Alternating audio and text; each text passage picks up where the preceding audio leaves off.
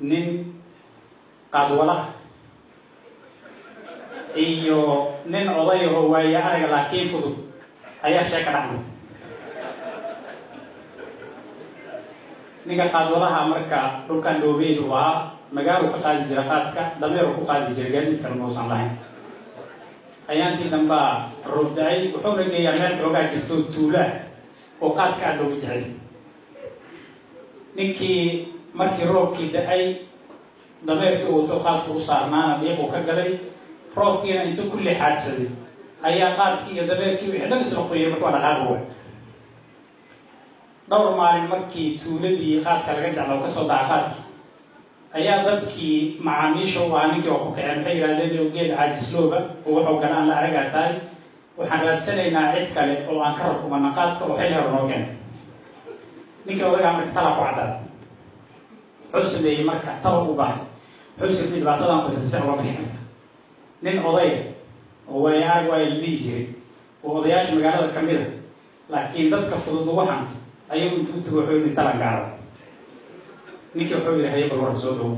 wixii uga sheekiyey qaadkuu dooni jiray dameerka inuu gaadiid ka haystay dhulku dhoobay inuu yahay dameerkii inuu dhiiqa ka galay qaadkii iyo dameerkiina iskula qoyeen dadkii dhan inay dhaqaaqi waaye nin wuxuu yidhi waa mahadsantahay taladaan ku haya waxay tahay basbaas baa qaadanaysaa buy dameerku markuu dhaqaaqi waayo dabada basbaaska mar waa ordaan wey haddii adigu aad gaari weydana adiga ruuxaaga kasoo yimi labadiina waa soo ordaydiin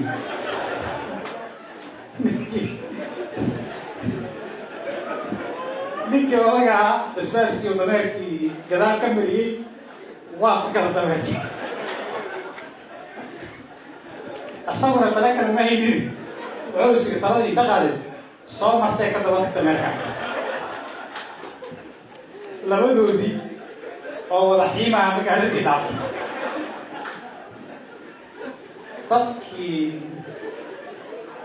dadkii dhammaantood waa ka dhabayaan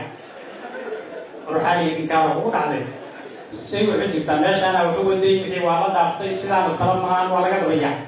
waa la gaari waaye ilaa waa nin mexnadlay haysatee asigii dameerkiisii xoogaagii yaraayo ka haray basbaaskiisa inta usoo tuuro dadkii oo wuxuu yidhi soo marsaday ka dabay maalinka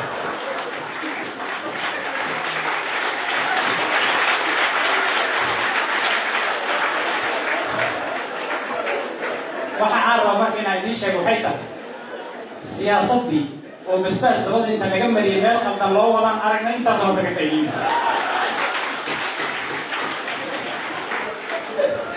waxaan codsanaynaa marka inaan ala dhibsanin